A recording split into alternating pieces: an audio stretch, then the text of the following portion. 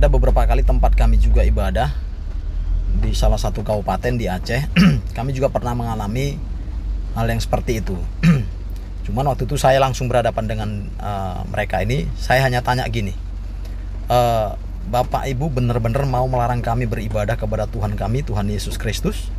Mereka mengatakan iya. Dan ada seorang bapak yang berhadapan langsung, dia dengan keras menolak keras tentang ibadah itu. Ya sudah.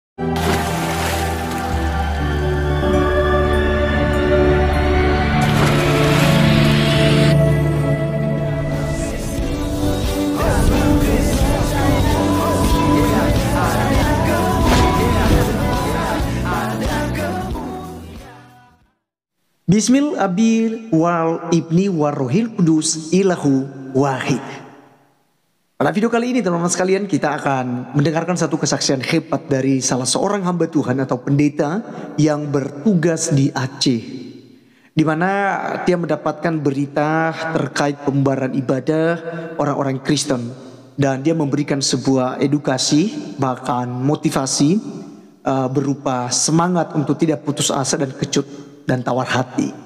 Ya, jadi katanya ketika ada orang yang membubarkan ibadah itu kita tidak perlu marah, kita cukup berdoa. Dan dia berikan sebuah kesaksian bagaimana di Aceh pernah dia mengalami hal yang serupa. Dan dia hanya berdoa dan dia berkata kepada orang-orang yang menghalanginya bahwa dia beribadah kepada Tuhan. Jika Bapak Ibu mau membubarkan, tidak mengizinkan, melarang kami untuk beribadah, maka kamu akan berurusan kepada Tuhan Yesus. Dan tidak lama setelah itu, beberapa jam kemudian, orang yang bersangkutan yang melarang ibadah meninggal dunia, teman sekalian.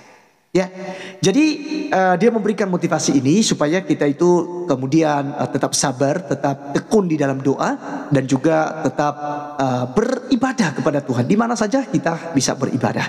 Oleh karenanya kita dengarkan dulu teman-teman sekalian kesaksiannya yang ada berikut ini.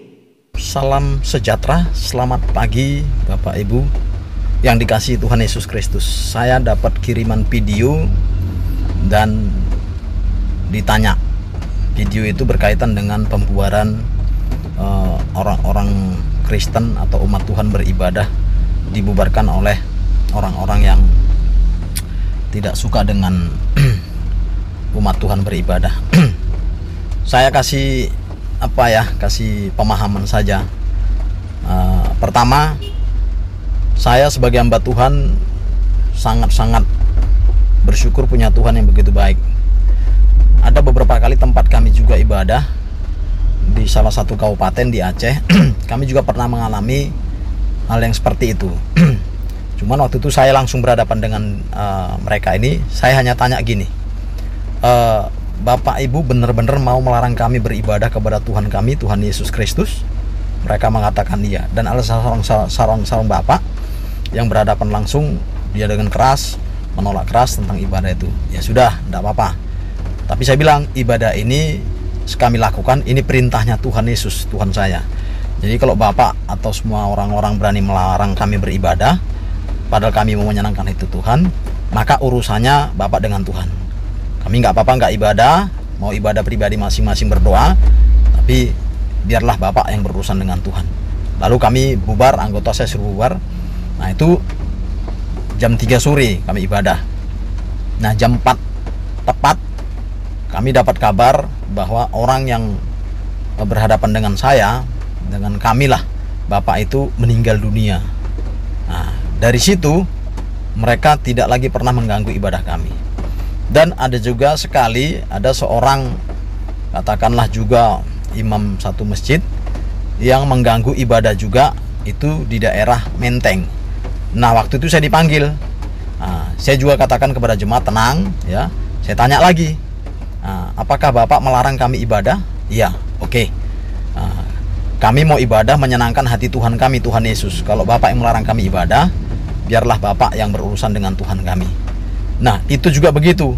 Nah, itu kejadiannya jam 10 siang, tapi dia meninggal jam 8 malam.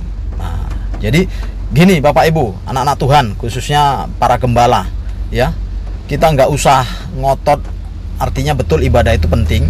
Kalau kita ibadah itu dilarang, ya, atau kita ibadah itu di demo, nggak usah susah-susah, nggak usah viral-viralkan. Hadapi aja orangnya, ingatkan, dan Anda harus beriman, pendeta ini harus beriman dan hidup kudus. Pendeta-pendeta hidup kudus lah. Karena apa? Saya sampai hari ini percaya Tuhan saya ajaib. Apa yang saya omongkan itu Tuhan kehendaki. Itu bukan doa. Saya nggak menginginkan orang lain mati, enggak. Tapi ketika saya sampaikan itu, saya katakan Anda berurusan dengan Tuhan, itu luar biasa.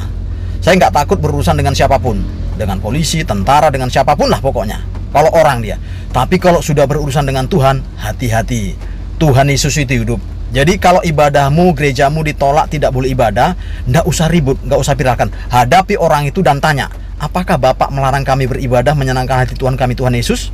Kalau dia katakan iya, biarlah Bapak berurusan dengan Tuhan. Biar Tuhan yang urus. Setelah kejadian itu lihatlah, pasti ada hal yang luar biasa. Nggak usah ribut-ribut, nggak usah ribut-ribut. Kalaupun dilarang ibadah di situ, pergi pulang ke rumah masing-masing, ibadah dulu masing-masing. Ingat, dengan beriman, hati yang tulus, Tuhan itu nggak tidur, Tuhan itu hidup.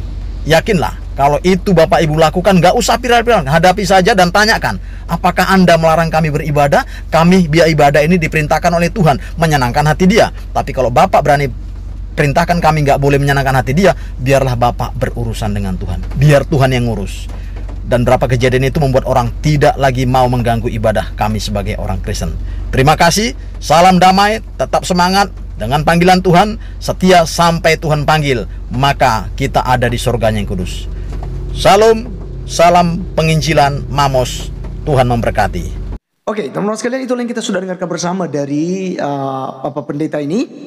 Dan teman-teman sekalian, sama yang seperti yang dikatakan oleh Alkitab kepada kita di dalam Roma pasal 12 ayat 17 sampai 21. Bahwasanya kita tidak boleh membalas kejahatan dengan kejahatan, ya.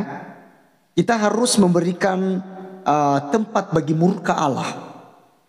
Ya, jangan kita sendiri yang menuntut pembalasan begitu ya.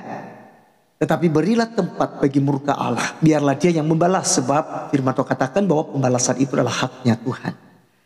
Tapi jika seterumu lapar, musuhmu lapar, berilah ia makan. Jika ia haus, berilah ia minum. Dengan berbuat demikian, kamu telah menumpukan bara api di atas kepalanya. Dan kamu jangan kalah terhadap kejahatan, tetapi kalahkanlah kejahatan dengan kebaikan. Oleh karena itu, teman-teman sekalian, bersyukurlah karena Anda menjadi seorang Kristen. Karena dalam Kristen Anda punya akhlak yang baik. Sebuah perbuatan dan ajaran kasih itu bukan hanya slogan orang-orang dunia, tetapi kita menghidupi, kita melakukannya, mengimaninya, dan semuanya ya sesuai dengan apa yang diajarkan oleh Tuhan kita Yesus Kristus. Oleh karenanya, mari teman-teman sekalian tetap berdoa, mari tetap sabar juga, karena kita tahu bahwa Tuhan kita tidak pernah tutup mata. Dialah yang akan membalaskan. Kita akan lihat nantinya orang-orang yang menjolimi hak-hak orang Kristen akan menerima akibatnya. Oleh karena kita serahkan kepada Tuhan. Biarlah Tuhan yang berurusan dengan mereka. Saya Arif Gule undur diri. Sampai ketemu di video berikutnya. Tuhan Yesus memberkati. Salam.